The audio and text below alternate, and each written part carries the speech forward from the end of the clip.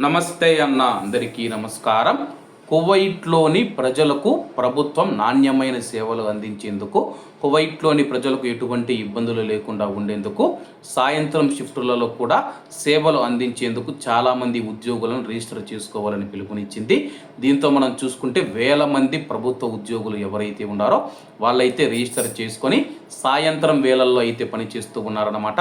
ఇది చాలా రోజుల నుంచి అమల్లోకి ఉంది, ఇప్పటికీ కొనసాగుతూ ఉంది. తాజాగా కువైట్ సివిల్ సర్వీస్ కమిషన్ మనం చూసుకుంటే ఒక నిర్ణయం తీసుకుంది. కొత్త నిర్ణయం అమల్లోకి రానుందని చెప్పేసి ప్రకటించింది. స్థానిక మీడియా తెలిపిన వివరాల ప్రకారం కువైట్లో ఈవినింగ్ షిఫ్ట్లలో ఉద్యోగులు మార్నింగ్ షిఫ్ట్కు తిరిగి రావాలని చెప్పి అభ్యర్థించవచ్చని చెప్పి తెలిపింది.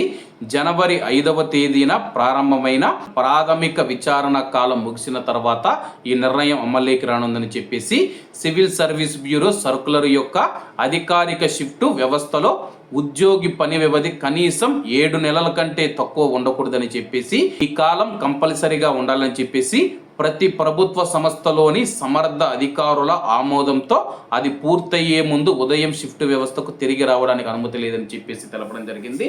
ప్రస్తుతం మనం చూసుకుంటే కువైట్లో అయితే కొత్త రూల్ అయితే అమల్లోకి రావడం జరిగింది. ఈవినింగ్ షిఫ్ట్లో పనిచేస్తూ ఉన్నవారు ఎవరైతే ఉన్నారో కనీసం 7 నెలలు అయితే ఆ యొక్క షిఫ్ట్లో పనిచేసి ఉండాలి.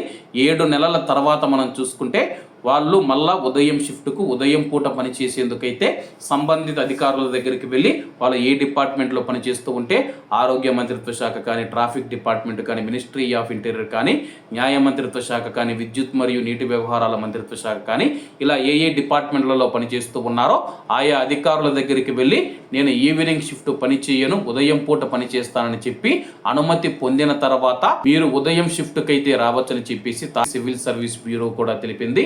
కాబట్టి కువైట్లో ఉన్న ప్రభుత్వ ఉద్యోగులు ఎవరైతే ఉన్నారో చాలా మంది ఈవినింగ్ షిఫ్ట్లలో పనిచేస్తూ ఉన్నారు. వాళ్ళు ఉదయం షిఫ్ట్లకు వెళ్ళొచ్చు. అలాగే ఉదయం షిఫ్ట్లలో పనిచేస్తూ ఉన్నవారు ఈవినింగ్ షిఫ్ట్లలో పని చేయవచ్చని చెప్పి సంబంధిత అధికారులు స్థానిక మీడియాకు తెలిపారు. కాబట్టి అందరూ బాగుండాలి, అందులో మనం ఉండాలి. అందరికీ నమస్తే అన్న, జై హింద్.